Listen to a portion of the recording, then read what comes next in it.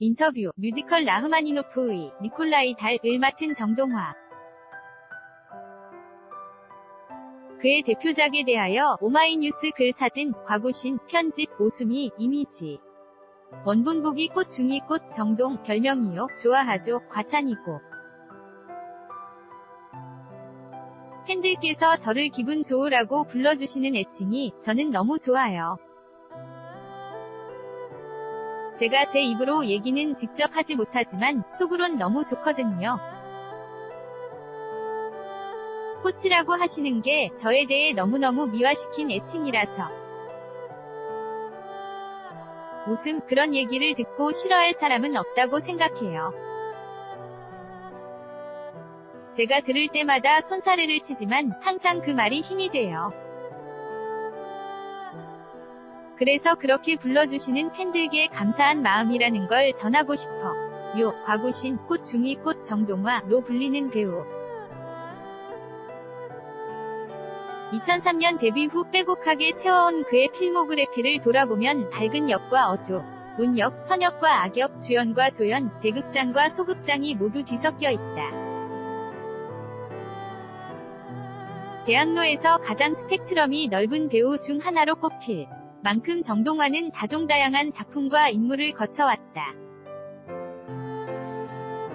정동화는 어떤 옷을 입든 그 옷이 기성복이 아니라 맞춤형으로 제작된 것 마냥 소화했다. 정동화라는 배우가 가진 수많은 장점 중 최고는 무슨 역을 하든 그 역의 매력을 한껏 잘 살린다는 것이다. 동시에 그러면서도 그것이 정동화식으로 표현하는 정동화가 연기하는 인물이라는 점을 확실하게 관객에게 각인시킨다는 것이다. 그래서 정동화가 하면 다르다. 정동화가 하면 궁금하다. 배우로서의 일관성을 유지하며 매번 제 색깔을 잘 발휘하는 이도 있고 어떤 옷을 입든 매번 다양한 변신을 보여주는 이도 있지만 이 두 가지를 잘 조화시켜 동시에 해내는 이는 흔치 않다. 정동화는 그 어려운 걸 자꾸 해내는 배우이다. 그래서 배우 정동화가 신이 입었던 인물 중에서 어떤 인물에게 가장 애착을 느낄지 궁금했다.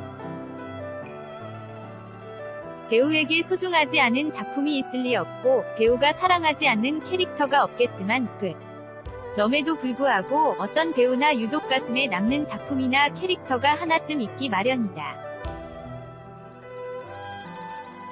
정동화는 주저없이 라흐마니노프의 달 박사를 꼽았다. 저는 사실 3번의 시즌 중에서 이번 시즌이 가장 기억에 남았던 것 같아요.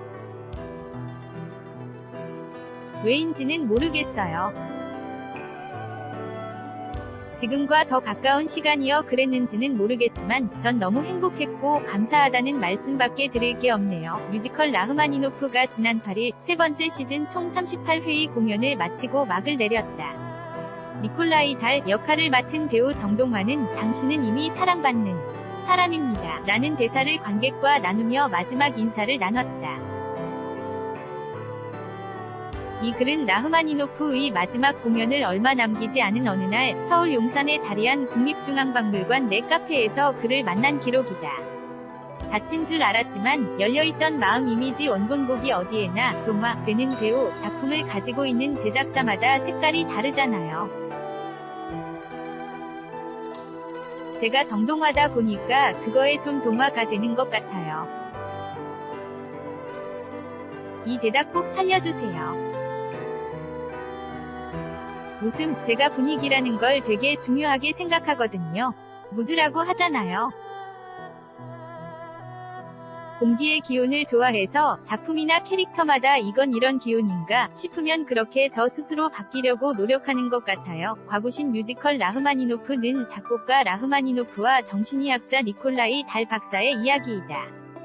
평단과 관객으로부터 거세게 비판받은 이후 슬럼프에 빠진 라흐마니노프는 어떤 곡도 쓰지 못한 채 몇 년간 스스로를 유폐했다. 그런 그를 어설픈 비올라 연주 실력의 재치와 입담으로 무장한 니콜라이 달 박사가 찾아온다. 달은 라흐마니노프의 방문을 열면서 이렇게 말한다. 열려있네요. 닫혀있는 줄 알았는데 관객들이 봤을 때는 그 대사가 이중적으로 들리기를 바랐죠. 정말 그 문에 대한 얘기이기도 하고 당신의 마음에 대한 얘기이기도 하고 무대 위에서 이 장면을 실현하는 배우 입장에서는 마음 얘기를 조금 더 하는 것 같아요. 이미 라흐마니노프 자체가 안 들어 하고 외치면 서도 빼꼼 하고 계속 신경 쓰는 게 있거든요. 이미 열려있는 것 같은데 닫혀있는 것 같고 닫힌 것 같은데 열려있고 그런 면에서 이중적인 의미를 담은 첫 대사라 그 속뜻을 더 잘 전달하고 싶은 마음이 있어요. 2016년 초연 이후 남배우 두 사람이 풀어내는 90분짜리 뮤지컬의 관객이 매번 호응하고 있는 건 이 작품이 담고 있는 치유의 메시지 덕분이다. 니콜라이 달은 라흐마니노프를 치유하기 위해 곁에 머무르며 그와 이야기를 나눈다.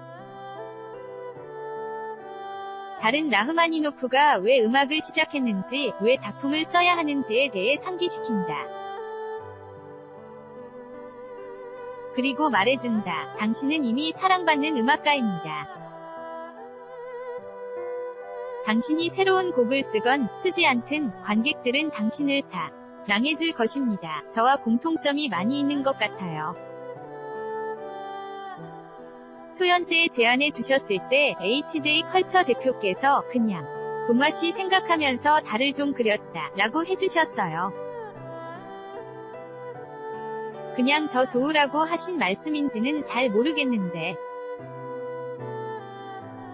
웃음. 처음에 리딩을 할 때 보니까 라흐마니노프는 슬럼프에 빠진 사람이고 복잡한 심경 속에서 살아가는 인물이잖아요. 그와 반대되는 사람이 와서 이 사람을 풀어주려면 아무래도 조금은 더 여유가 있고 조금은 일반적이지 않은 독특한 감성이 있어야 하지 않을까 생각했어요. 저도 평상시에 의외의 상황이나 뜻밖의 상황을 좋아하거든요. 럭키를 좋아해요. 그래서 럭키 같은 인물인 니콜라이 달을 좋아했어요. 서로가 서로의 럭키가 된 거죠. 니콜라이 달은 라흐마니노프를 고치려고 왔지만 사실 달도 라흐마니노프를 통해서 치유를 받고 돌아가는 게 있잖아요.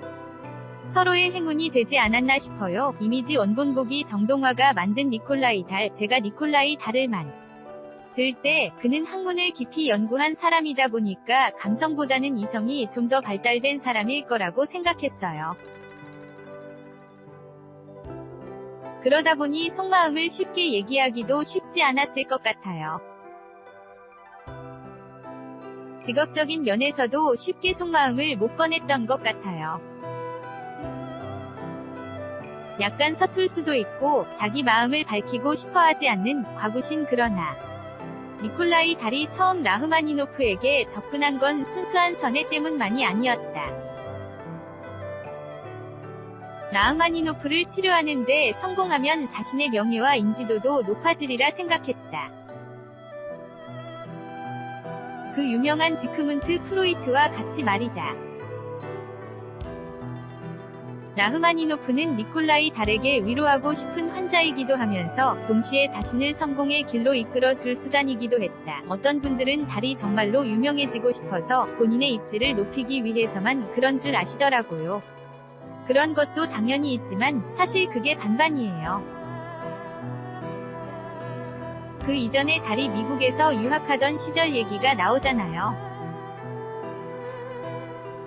그 시절에 느낀 게 가장 우선인 것 같아요. 언젠가 저 사람을 만나고 싶다는 막연한 희망이 있었는데 우연치 않게 자기의 전공과 관련된 것과 연결될 수 있게 된 거죠.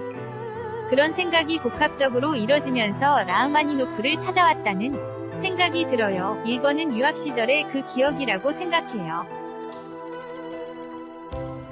니콜라이 달도 혼자였고 외로워서 바닥만 보면서 길을 걸었다고 하잖아요. 그런 달을 치료해줬던 음악이 라흐마니노프의 음악이었으니까요. 자기의 직업과 명성과 관련된 부분은 두 번째죠. 서로 각자의 비올라 이미지원. 본보기 정동화에게도 슬럼프가 있을까? 저는 의외로 슬럼프가 자주 있어요. 매일 있죠. 매일 그리고 매 순간 있어요. 그리고 또 순간순간 누구를 통해서 어떤 대화를 통해서 혹은 어떤 이미지를 통해서 영감을 받기도 하고 극복해요. 지나가다 관찰한 누군가의 일 때문에 기분이 좋아질 때가 있잖아요. 정말 사소한 걸 통해서 극복할 때가 많은 것 같아요. 과구신 미국 유. 학시절 외롭고 힘들었던 그의 귀에 언뜻 라흐마니노프의 선율이 들려왔다. 뭐에 홀린 듯 그 소리를 들은 그는 라흐마니노프의 음악을 통해 치유받고 계속해서 공부를 이어갈 수 있었다. 이제는 차례가 바뀌었다. 라흐마니노프가 니콜라이 달에게 힘이 되어줬던 것처럼 니콜라이 달이 라흐마니노프에게 힘이 되어줄 차례가 온 것이다. 그러나 달에게 마음을 점차 열어가던 라흐마니노프에게 달에게 현실적인 목적이 있었다는 사실은 충격이자 배신으로 다가온다. 당신은 나를 고치고 싶은 이유가 없는 거냐? 고 라흐마니노프가 물어보잖아요. 니콜라이 달은 구구절절하게 그 자리에서 이야기하고 싶었을 거예요. 만약 저라면 솔직히 얘기하자면 하고 다 얘기했을 것 같아요. 하지만 박사라면 자기를 감싸고 있는 아우라가 있잖아요. 이 상황에서 자기 자존심을 굽히고 싶지 않았을 거란 생각이 드는 거예요. 이 시점에서는 솔직해져도 되는 거였는데 솔직하지 못한 것에 대한 부끄러움과 후회, 만감이 교차했던 것 같아요. 그 후에 달이 라흐마니노프를 떠나려고 했던 건 진심이었던 것 같아요. 가방 싸고 떠나려는 건 진심인데 사실 내 마음에 가슴 깊이 속 안에 있는 이 이야기를 안 하고 떠나면 나 너무 후회할 것 같은 거죠. 그래서 발길을 돌려서 그제야 솔직한 마음 꺼낸 거죠. 떠나려고 가방을 샀던 니콜라이 달은 발길을 돌려 라흐마니노프에게 한참 자기 얘기를 한다. 이전까지는 라흐마니노프의 속마음만 꺼내 들을 수 있었다. 달은 질문하고 라흐마니노프는 대답하고 그런데 처음으로 라흐마니노프는 니콜라이 달의 가슴속 이야기를 들을 수 있었다. 그들은 서로가 다른 사람에게는 쉽게 할 수 없는 내밀한 이야기를 주고받았다. 그렇게 서로가 공유하는 비밀과 상처가 커질수록 서로는 유대하고 연대하며 끌어안게 된다. 원래 사람이 다른 사람에게 자기의 추한 모습을 잘 보여주고 싶어 하지 않잖아요. 자기의 깊은 속마음이라든지 자기가 잘 못하고 있는 거라든지 부족한 거라든지 달은 자꾸 보게 돼요. 라흐마니노프가 작곡에 실패하는 것도 보고 만신창이가 된 것도 보죠. 달은 그런 걸 보면서 아, 왜 저렇게 추하지? 라고 생각하기보다는 나는 왜 저렇게 솔직하지 못하지? 하는 질문을 던질 거라고 생각해요. 나도 저렇게 자유롭고 싶다는 마음이 있거든요. 되게 겉보기에 정돈된 남들은 그런 모습을 최대한 안 보여주려고 노력하는 부분들이 있거든요. 자기 치부도 드러내는 사람을 보면 오히려 조금 부러워하는 측면도 있을 수 있다고 생각해요. 그걸 보면서 마음을 여는 거죠. 사실은 나 당신 팬이었다 라고 이야기하고 싶지 않았을 텐데 라흐마니노프의 어떤 인간적인 모습을 보면서 내가 왜 이걸 감춰왔나 하며 그런 것들을 좀 배운 것 같아요. 나도 솔직하게 내 마음을 있는 그대로 전하고 싶다는 마음, 솔직함, 인간다움을 배운 게 아닐까요? 박사라는 타이틀을 버리고 인간 대 인간으로서의 모습으로 라흐마니노프를 마주하면서 깨닫게 된 것 같아요. 이미지 원본 보기. 정동화의 꿈, 어디 가서 어떤 배우가 되고 싶냐? 라는 질문 받을 때마다 좋은 사람이 되고 싶다라는 대답을 해요. 배우는 직업이잖아요. 직업 이전에 좋은 사람이 되고 싶다는 생각을 항상 해요. 좋은 배우가 되는 건 두 번째 문제이죠. 그리고 저는 제가 하는 일에 있어서는 이미 꿈을 이뤘어요. 오랫동안 이 일을 계속하는 게 또 다른 꿈이지만 좋은 사람이 되는 게 제 꿈이에요.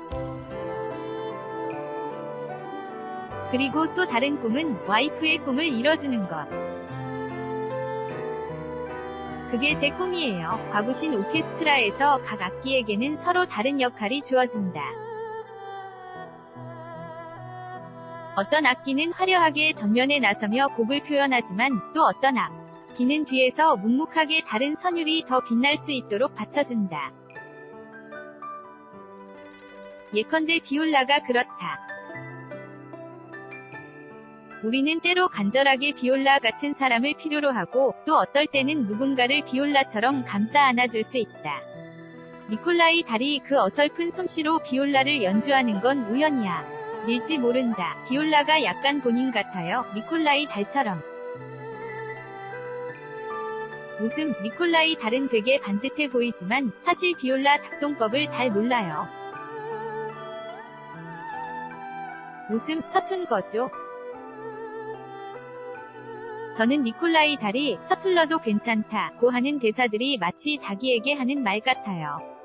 화려하거나 기교가 풍성하진 않지만 리드하기보다는 받쳐주는 비올라가 니콜라이 달 자체 같아요. 처음에 작품 만들 때 연습 초반에는 바이올린으로 하려고 했어요. 실제로 달이 아마추어 비올리스트였다는 얘기를 듣고 비올라를 채택한 거거든요. 니콜라이 박사 자체가 본인과 닮은 악기를 선택한 것 같아요. 신기하죠? 우리는 사소한 걸 고를 때도 하다못해 음료수를 마실 때도 자기랑 어울리는 걸 고르기 마련이잖아요. 그래서 더 좋아하고 사랑하고 육감적으로 끌리는 것처럼 니콜라이 달도 자기와 닮은 비올라를 좋아한 게 아닐까요? 최근 첼로를 좋아하던 한 정치인이 세상을 떠났다. 그는 언제나 재치와 비유로 특유의 입담을 과시하며 누군가에게는 위로와 힘이 됐던 사람이었다. 그런데 정작 그는 다른 사람으로부터 그런 위로와 힘을 충분히 받지 못한 것 같다. 그가 떠난 뒤 슬퍼하는 사람들은 그에게 비올라가 되어주지 못한 데 대한 미안함이 아닐까. 어떤 배우의 대표작이라는 의미 이미지 원본보기 라흐마니노프를 향한 애정. 할 때마다 기간이 그렇게 길지 않아서 그런 건지는 모르겠지만 참여하는 배우를 포함해서 라흐마니노프 주변의 모든 사람이 이 작품을 많이 아끼고 사랑하는 것 같아요.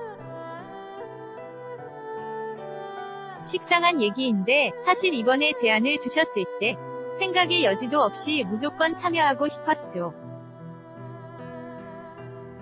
공연 작품이라는 게 매년마다 올라가는 게 아니잖아요. 이후에는 어떻게 될지 모르겠지만 할 수 있는 데까지는 최선을 다해서 라흐마니노프를 하고 싶어요. 과구신 정동화는 라흐마니노프를 정말로 사랑하고 있었다. 할 수 있는 한 계속 하고 싶은 작품이라며 라흐마니노프가 돌아올 때마다 자신의 자리가 있기를 바랐다. 이 배우에게는 그만큼 특별한 작품.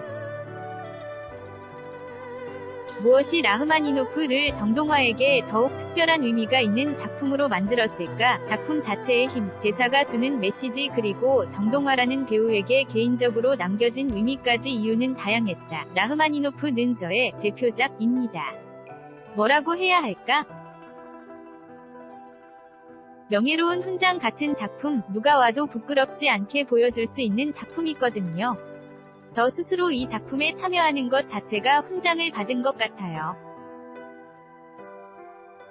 솔직히 말하면 1번이에요. 이게 제가 이 작품을 해서 이런 말씀 드리는 게 아니고 웃음, 라흐마니노프가 제게는 1번이에요. 제가 몇 년 후 작품을 계속하다가 또 다른 영광의 작품을 만날지 모르겠지만 지금 시점에서 대답하자면 1번이에요. 사람들이 저를 기억할 때 라흐마니노프의 정동화라고 기억한다면 아, 나 뮤지컬 잘했구나 라고 생각할 것 같아요. 누구에게 보여드려도 만족시켜드릴 수 있다는 제 개인적인 자부심도 있고 더불어서 처음으로 시상식에서 제 이름으로 후보에 오른 작품이어서 더 감사하죠. 우리나라에 2개밖에 없는 시상식에 2번 다 라흐마니노프라는 이름으로 후보로 오른 게 너무 감사한 일이어서 상을 못 탔지만 그 것만으로도 너무 영광스럽고 감사하죠. 또 시간이 지나면서 저도 나이를 한 살씩 먹어가면서 대사들이 갖고 있는 의미들이 바뀌어요. 생각지도 못했던 대사들이 훅훅 들어올 때가 있어요. 저는 뭘 해야 할까요? 라고 라흐마니노프가 물어보면 거꾸로 물어볼게요. 당신은 뭘 하고 싶어요? 라고 제가 물어봐요. 정말로 평범한 말인데 그때부터 라흐마니노프의 심경의 변화가 일어나거든요. 지금 얘기하면서도 계속 두근거려요. 나도 내가 정말 좋아하고 있는 게 맞나 싶어서요. 음악도 그렇게 시작했나요? 라고 달이 물어보는데 이게 라흐마니노프를 울리게 하는 질문들이지만 스스로에게 던지는 질문이기도 하거든요. 그 대사를 할 때 가끔 울어요. 거기가 슬픈 부분이 아닌데도 그 말이 막절을 때리면서 우는 거죠. 지금도 살짝 올라오는데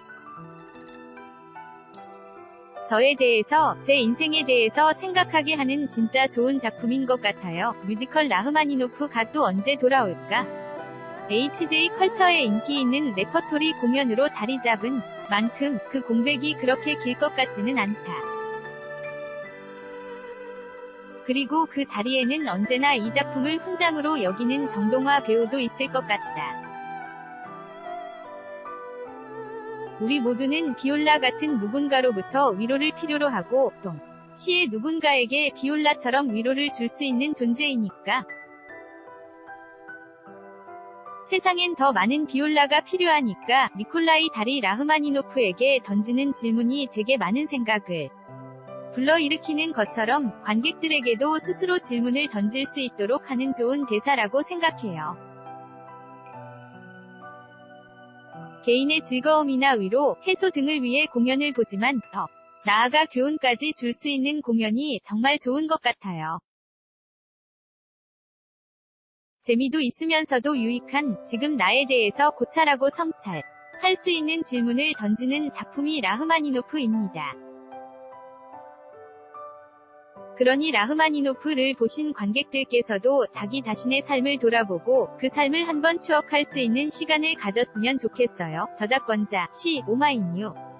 스, 시민기자, 무단 전제 및 재배포 금지 오연호의 우리도 사랑할 수 있을까? 바로가기. 이 기사가 마음에 드셨다면 오마이뉴스 응원하기.